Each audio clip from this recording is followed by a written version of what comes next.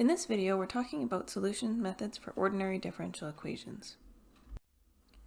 And we're discussing the ideas of solving systems of initial value problems.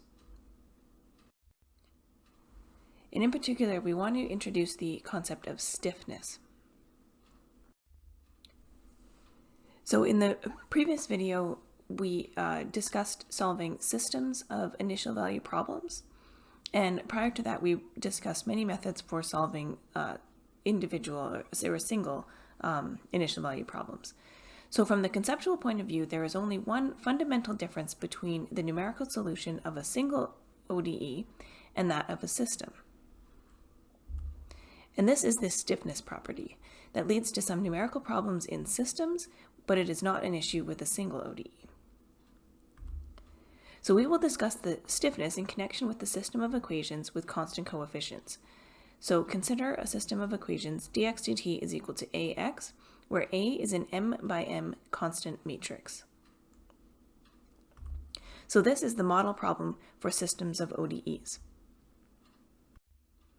This system will have a bounded solution if all the eigenvalues of A have negative real parts. This is analogous to the single equation model problem x prime equals lambda x, where the real part of lambda was negative. So applying the Euler method to our model equation for systems of initial value problems leads to the expression shown here. So xn plus 1 is equal to xn plus haxn, which we can write as the identity matrix plus HA all multiplied by xn. So xn is equal to I plus HA to the power n times x0.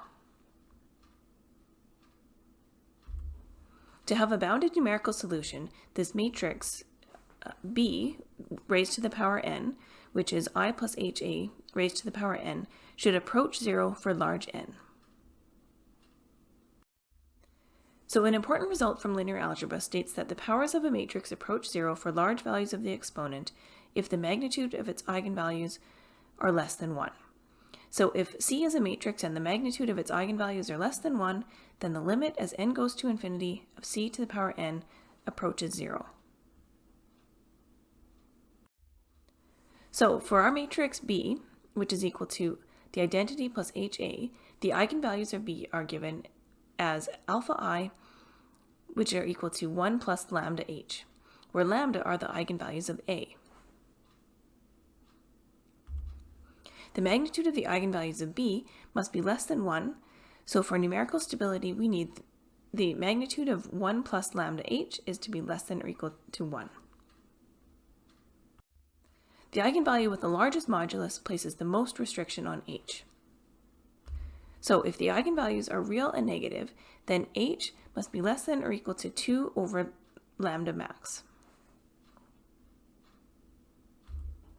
And if the range of the magnitudes of the eigenvalues is large, so if the magnitude of lambda max divided by the magnitude of lambda min is much greater than 1, and the solution is desired over a large span of the independent variable t, then the system of differential equations is called a stiff system. Explicit methods don't work very well with stiff systems because they have small stability regions. And this leads to a restrictive time step, particularly for large negative lambda, which is computationally demanding. Instead, implicit methods with large stability regions are much more computationally efficient for stiff systems. For example, we want to use astable methods which incorporate the entire left half plane in their stability region.